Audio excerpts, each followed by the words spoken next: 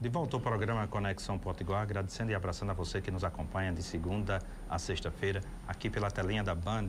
Neste bloco nós vamos conversar, como todas as quartas, com Clésio Brezeguelo, que é criador do conceito Veredas. Clésio, obrigado por estar conosco, tudo bem? Eu que agradeço, muito obrigado, Pinto Júnior.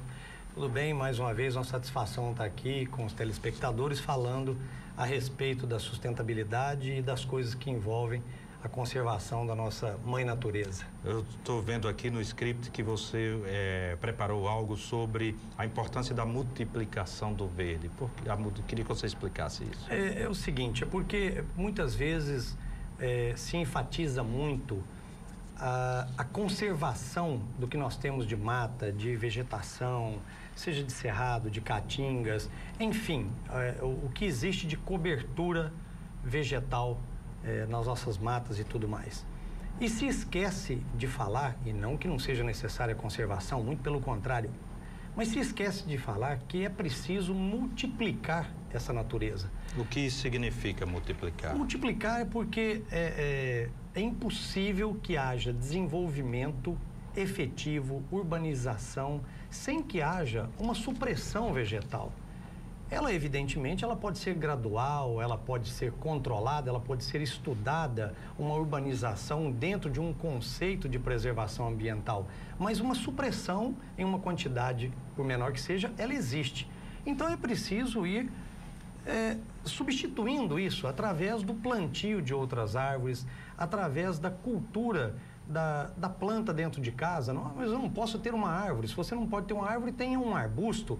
Se você não pode ter um arbusto, tenha um vaso de planta, um pequeno vaso, uma hortaliça, uma cebolinha. É preciso cultivar o verde.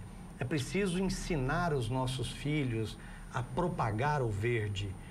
Às vezes, mesmo sem fundamento econômico ou um fundamento específico de uma verdura, uma hortaliça, mas você ensinar ao seu filho que aquela semente do tomate ou do pimentão, ou mesmo de uma pimenta, uma cebolinha que você compra que vem com a raiz, pode ser colocado num recipiente, e aquele recipiente, com um pouco de terra e água, vai gerar uma planta. É preciso plantar essa consciência nos nossos filhos e utilizá-la daqui para frente, porque senão a supressão vegetal vai sempre andar adiante da recuperação vegetal e vai chegar um dia que a situação vai ser insustentável.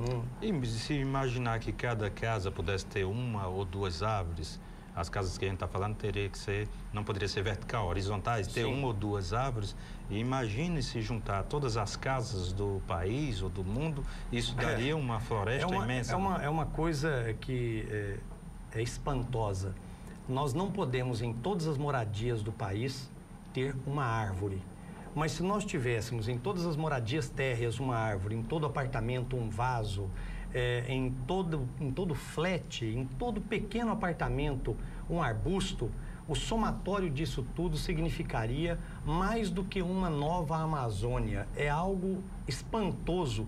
Por quê? Porque a reunião de forças, essa multiplicação, ela é de uma magnitude, é uma multiplicação geométrica, como acontece na internet, onde um recomenda para 10, 10 para 100, 100 para 1000, e assim aquilo vai se multiplicando.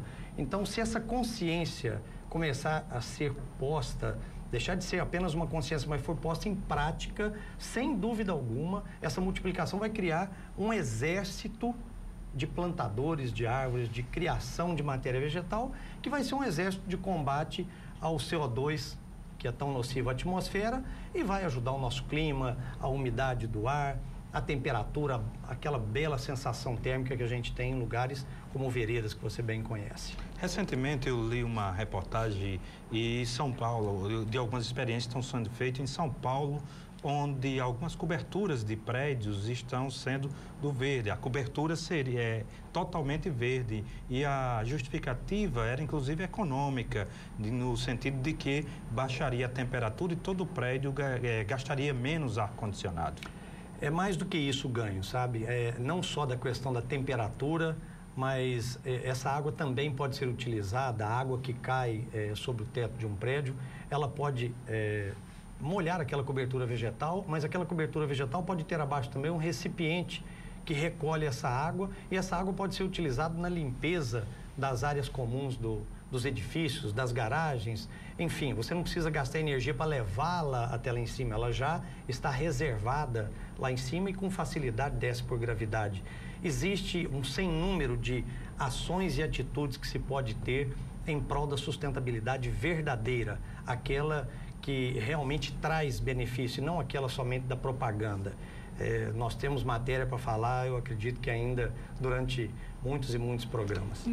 Neste caso da cobertura verde dos prédios, significa aquela sua tese de que as árvores, ela pode ser uma ferramenta a mais, contribuindo inclusive com a construção e não sendo um empecilho que precisa necessariamente ser suprimido, ser arrancada, exatamente, ser derrubada, ser suprimida. Quando a gente fala de ferramentas, essa questão da cobertura vegetal, ela ajuda na diminuição dos ruídos, das interferências, as antenas que são colocadas nos tetos dos prédios. Se você tem uma cobertura vegetal, você tem ali como que um acolchoado que vai impedir que haja uma difusão errônea dessas correntes elétricas. Enfim, tudo isso é contribuição.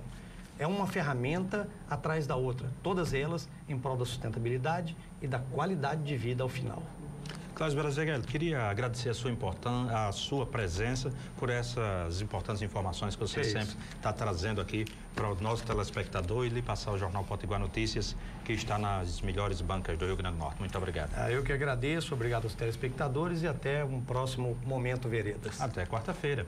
A você que está nos acompanhando, não saia daí. Largue esse controle remoto, a gente volta em um minuto falando de uma experiência interessante aqui no município de Ilhéu-Marinho, que diz respeito ao beneficiamento de frutas produzidas no local, sendo transformada em iguarias que pode contribuir com a mudança, a melhora da qualidade de vida, inclusive da questão econômica dos moradores de Ilhéu-Marinho, com produtos como abacaxi, mamão, laranja, enfim, caju. Um minuto só e você vai conhecer Maria Heleni de Souza, que vem falar sobre essa experiência.